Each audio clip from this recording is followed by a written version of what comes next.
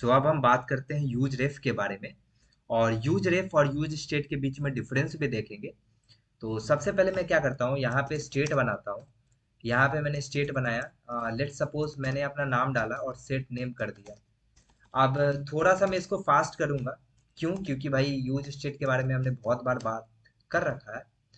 तो यहाँ पे मैंने क्या किया कि कुछ नाम डाल देता हूँ, कुछ इनिशियल नाम डाल दिया, आकाश डाल दिया। उसके बाद हम क्या करेंगे कि H1 बनाएंगे, जिसके अंदर इस नेम को शो कर देंगे। इस नेम को हमने शो कर दिया। ठीक है, इस नेम को शो करने पे हमें कुछ ऐसा दिखेगा। उसके बाद हम एक यहाँ पे बटन बनाते हैं और बटन के अंदर लिखते हैं change change name. Change name किया और यहाँ पे सिंपली हम क्या करते हैं, on click and handle click नाम का एक फंक्शन बनाते हैं। अब ये फंक्शन क्या करेगा वो हम देखते हैं। सिंपली यहाँ पे हैंडल क्लिक बनाया। अब ये मैं तेज कर रहा हूँ क्योंकि हमने ये चीज बहुत बार कर रखा है। तो यहाँ पे हम क्या करेंगे, ध्यान से समझना। मैं चाहता हूँ कि जब चेंज नेम पे क्लिक करूँ तो ये जो नेम है वो चेंज हो जाए। तो मैं क्या करूंगा, सिंपली सेट नेम के अंदर मैं बोलूंगा आकाश का तुम अंकित कर दो। ठीक है, कोई दिक्कत? कोई दिक्कत नहीं है। तो कायदे से ये आकाश का अंकित हो जाना चाहिए। तो अगर मैं यहाँ पे क्लिक करूँ चेंज नेम तो ये अंकित हो गया। सो मैं क्या बताना चाहता हूँ, अगर मैं इस कंपोनेंट के अंदर कंसोल डॉट लॉग करूँ और एक बार लिख दूं कि कंपोनेंट रेंडर हो रहा है, सिंपली मैंने ये लिखा। अब देखो, पहली बार तो यहाँ पे लिखा हुआ आएगा कंपोनेंट रेंडर हो रहा है। क्यों? क्योंकि पहली बार कंपोनेंट रेंडर हुआ होगा तभी तो ये यूआई पे टेक्स्ट और बटन दिखा होगा। ठीक है, बहुत अच्छी बात है।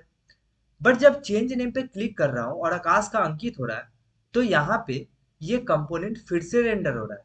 इसका मतलब है कि जब भी हम स्टेट को चेंज करते हैं तो कंपोनेंट रेंडर होता है। बट अगर इसी के जगह मैं यूज स्टेट की जगह यूज रेफ का यूज करूँ, यूज रेफ हुक का यूज करूँ और यूज रेफ के अंदर भी मैंने कुछ इनिशियल वैल्यू डाल दिया है। बट स्टेट में हमें एक एरे मिलता था जिसके अंदर इनिशियल वैल्यू या फिर करंट वैल्यू कह लो, और उसको एक फंक्शन मिलता था सेट करने के लिए।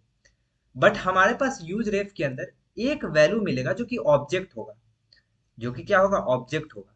हम चल के देखते हैं, यहाँ नेम नाम का वैल्यू वेरिएबल बनाते हैं और सिंपली हम इसको हटाते हैं और यहाँ पे कंसोल करते हैं, कंसोल डॉट लॉग नेम को। ठीक है। सो और यहाँ पे हम क्या करते हैं, इसको थोड़ा देर के लिए कमेंट करते हैं H1 को। सो यहाँ पे मैं क्या करता हूँ, सिंपली यूज स्टेट को हटाया, यूज रेफ का इस्तेमाल किया और अब हम चल के देखते हैं यूआई पे। अच्छा, चेंज नेम की जगह ना मैं यहाँ पे सो नेम करता हूँ, थोड़ा सा ज़्यादा मीनिंगफुल रहेगा। सो नेम, सो नेम किया तो सो नेम में मुझे ये चीज दिख रहा है। सो नेम क्लिक किया तो ये मुझे करंट की वैल्यू मिल रहा है, एक की मिल रहा है करंट और एक वैल्यू मिल रहा है आकाश। यानी कि ये एक ऑब्जेक्ट मिल रहा है जिसके अंदर एक की है करंट और एक वैल्यू है उसका इनिशियल वैल्यू जो भी मैंने डाला है। इसका मतलब कि जब भी हम यूज रेफ का इस्तेमाल करते हैं, उसके अंदर कुछ वैल्यू डालते हैं, तो हमें वो एक वेरिएबल देता है जो कि एक ऑब्जेक्ट होता है। और उस ऑब्जेक्ट के अंदर एक की होता है करंट नाम का। तो अगर मैं नेम डॉट, ध्यान से सुनना, अगर मैं नेम डॉट करेंट करूँ तो मुझे उसकी वैल्यू दिख जाएगी। जैसे ही मैं सो नेम पे क्लिक करता हूँ मुझे उसकी वैल्यू दिख गई जो भी मैंने यहाँ पे डाला था। बहुत अच्छी बात है। तो मैं क्या बताना चाहता हूँ, मैं बताना ये चाहता हूँ कि ये मैंने कंसोल किया तो मुझे कंसोल पे दिख रहा है। बट जब मैं यहाँ पे, ध्यान से समझना, यहाँ पे अगर नेम को करूँ, नेम डॉट करेंट को करूँ एक्चुअली, नेम डॉट करेंट, क्योंकि नेम डॉट करेंट के अंदर ही तो है ना, ये करंट वैल्यू के अंदर ही तो था ना। तो जैसे ही मैं चेंज नेम करूंगा, यहाँ पे मैं चेंज नेम लिखता हूँ, चेंज नेम। और चेंज नेम के अंदर मैं क्या करता हूँ, बोलता हूँ कि भाई देखो नेम डॉट करेंट जो है ना, उसको तुम क्या कर दो, आकाश की जगह अंकित कर दो। That's it. तो कायदे से ये चेंज नेम पे क्लिक करने पे आकाश का अंकित हो जाना चाहिए। मैंने क्लिक किया चेंज नेम पे, ट्रस्ट मी, भरोसा करो मेरा, मैं चेंज नेम पे क्लिक कर रहा हूँ। ठीक है, मैं चेंज नेम पे क्लिक कर रहा हूँ, ये कुछ भी नहीं हो रहा है। ना ही मुझे यूआई पे दिख रहा है और ना ही यहाँ पे कंपोनेंट रेंडर होता हुआ दिख रहा है। देखो पहली बार तो होगा क्योंकि यूआई पे दिख रहा है तभी, लेकिन दूसरी बार जब मैं चेंज नेम पे क्लिक कर रहा हूँ तो ये हो ही नहीं रहा है। इसका क्या मतलब है? इसका मतलब क्या ये है कि नेम चेंज ही नहीं हो रहा है? तो नहीं। अगर मैं यहाँ पे तुम्हें प्रिंट करके दिखाऊं कंसोल डॉट लॉग को, नेम डॉट करेंट को, तो तुम ध्यान से देखना, जब मैं चेंज नेम कर रहा हूं तो मुझे यहाँ पे अंकित चेंज होता हुआ दिख रहा है। फिर से अगर चेंज नेम करूँ तो दूसरी बार भी दिख रहा है। इसका मतलब कि नेम तो चेंज हो रहा है, मुझे कंसोल में दिख तो रहा है, लेकिन ये यूआई पे और कंपोनेंट रेंडर नहीं हो रहा है। क्यों? क्योंकि भाई कंपोनेंट यूज रेफ में रेंडर नहीं होता है, और अगर कंपोनेंट रेंडर नहीं हो रहा है तो यहाँ यूआई पे चेंज भी होता हुआ नहीं दिखेगा। ऑब्वियस सी बात है, कंपोनेंट रेंडर होगा तो यूआई चेंज होगा, कंपोनेंट रेंडर होता ही नहीं है यूज रेफ में। तो ये था डिफरेंस कि यूज स्टेट जब भी आप यूज करते हो तो उसके अंदर कंपोनेंट रेंडर होता है, और यूज रेफ के अंदर कंपोनेंट रेंडर नहीं होता है। मैंने ये भी बता दिया यूज रेफ कैसे इस्तेमाल करते हैं, ये बेसिक सा एग्जांपल था। अब हम बात करते हैं कि किस तरीके से और इस्तेमाल कर सकते हैं इसको। मैं क्या करता हूँ, सिंपली इस सब को हटाता हूँ, एंड यहाँ पे इस बटन को मुझे हटा देना चाहिए, या फिर बटन के जगह मैं एक काम करता हूँ ना, यहाँ पे मैं इसको हटाता हूँ और इसको भी हटाता हूँ, एंड इसके अंदर लिखता हूँ सिंपली हेलो। ठीक है, हेलो लिख दिया। अब मैं क्या करता हूँ, फिर से वही काम करता हूँ, यूज रेफ का इस्तेमाल करता हूँ, और मुझे क्या मिलेगा, मुझे एक कुछ भी ले लो, वैल्यू ले लो, वैल्यू के अंदर मुझे एक ऑब्जेक्ट मिलेगा। मैंने अभी बताया कि एक ऑब्जेक्ट मिलता है। अभी मैंने इसमें कुछ नहीं डाला। अब तुम क्या कर सकते हो, यूज रेफ का इस्तेमाल करके एचटीएमएल का रेफरेंस डाल सकते हो। कैसे? मैं चाहता हूं कि इस एचटीएमएल एलिमेंट को एक्सेस कर पाऊं, तो तुम्हारे पास जावास्क्रिप्ट में बहुत सारा प्रॉपर्टी होता था कि तुम क्लास दे दो, क्लास नेम से एक्सेस कर लो। बट यूज रेफ के अनुसार मैं क्या कर सकता हूं कि यहाँ पे एक रेफ नाम का एट्रीब्यूट होता है। रेफ के अंदर मैं जो ये ऑब्जेक्ट बनाया हूं ना यूज रेफ के अंदर, जो मुझे रिटर्न में मिल रहा है, उस वैल्यू को जैसे ही मैं यहाँ पे डालूंगा ना, तो क्या होगा, ये H1 जो होगा एलिमेंट, वो इसके साथ लिंक हो जाएगा। सिंपल सी बात है, मैंने बोला यूज रेफ इस्तेमाल किया, उसके अंदर मुझे ऑब्जेक्ट मिलेगा, और इस ऑब्जेक्ट को मैंने इस रेफ एट्रीब्यूट में डाल दिया। जैसे ही मैंने ये काम किया, H1 जो होगा इसके साथ लिंक हो जाएगा। क्या मतलब कि अगर मैं वैल्यू को अगर प्रिंट कराऊं, ध्यान से समझना, अगर मैं इस वैल्यू को प्रिंट कराता हूं और यहाँ पे लिखता हूं, यहाँ पे सिंपली लिखता हूं सो डेटा, एंड यहाँ पे ऑन, एक सेकेंड ऑन क्लिक करता हूँ और लिखता हूँ हैंडल क्लिक, और यहाँ पे मैं क्या करता हूँ, सिंपली कॉन्स्ट हैंडल क्लिक।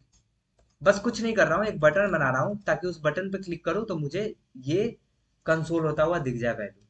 ठीक है, मैंने बस इतना काम किया। जैसे ही मैं यहाँ पे शो डेटा पे क्लिक करता हूँ, मुझे यहाँ पे करंट के अंदर H1 दिख रहा है, यानी कि एक ऑब्जेक्ट दिख रहा है। ऑब्वियस सी बात है, मैंने बोला जब भी हम यूज रेफ यूज करते हैं तो हमें एक वैल्यू मिलता है जो कि एक ऑब्जेक्ट होता है, उसके अंदर एक करंट नाम की प्रॉपर्टी होती है। तो अगर मैं करंट करता हूँ तो क्या मिलेगा मुझे, अगर मैं करंट करता हूँ तो मैं शो डेटा पे क्लिक करते ही मुझे वो H1 टैग मिल गया। तो देख रहे हो कि हमने इस H1 एलिमेंट को एक्सेस कर लिया with the help of useRef. तो मैंने कुछ नहीं किया, मैंने बस रेफरेंस के अंदर इस वैल्यू को डाल दिया जो ऑब्जेक्ट हमें मिल रहा था ना रिटर्न में यूज रेफ के बाद। तो वो वैल्यू को मैंने क्या किया, इस रेफरेंस के अंदर डाल दिया, तो क्या हुआ, ये H1 इसके साथ लिंक हो गया। अब लिंक हो गया तो मुझे पता है H1 मिल सकता है। कैसे? वैल्यू डॉट करेंट करूंगा तो मुझे H1 मिल रहा है। कल को तुम इस H1 में चेंज भी तो कर सकते हो। मैं बोलूंगा कि देखो भैया, वैल्यू डॉट करेंट तो समझ में आ रहा है, उसको ना उसको ना तुम उसके टेक्स्ट कंटेंट को अंकित कर दो। मैंने कर दिया। जैसे ही मैं क्लिक करूंगा ना तो हेलो का देखो अंकित हो जाएगा। देख रहे हो तुम, हेलो का अंकित हो गया। तुम और भी बहुत कुछ कर सकते हो, तुम जो जो काम डॉम के अंदर करते थे ना, वैल्यू डॉट करेंट, इससे तुम्हें क्या मिल जाएगा, इससे तुम्हें H1 टैग मिल जाएगा, H1 एलिमेंट एलिमेंट मिल जाएगा, जो कि मैंने अभी तुम्हें दिखाया। जैसे ही मैं स्टाइल चेंज करना चाहूंगा तो मैं लिख सकता हूँ style dot colour. Simply style dot colour लिखता हूँ मैं, सिंपली व्हाइट। जैसे मैं व्हाइट करूंगा, शो डेटा पे क्लिक करूंगा, ये व्हाइट हो गया, गायब हो गया ऑब्वियसली, क्योंकि मैंने क्या किया, इस पे बैकग्राउंड भी दे देता हूँ, current dot style dot background, background colour मैं ब्लू दे देता हूँ या फिर ग्रीन दे देता हूँ, लेट्स से। ठीक है, अब देखो ये क्या होगा। मैंने बोला, ध्यान से समझो, फिर से रिकैप कराता हूँ।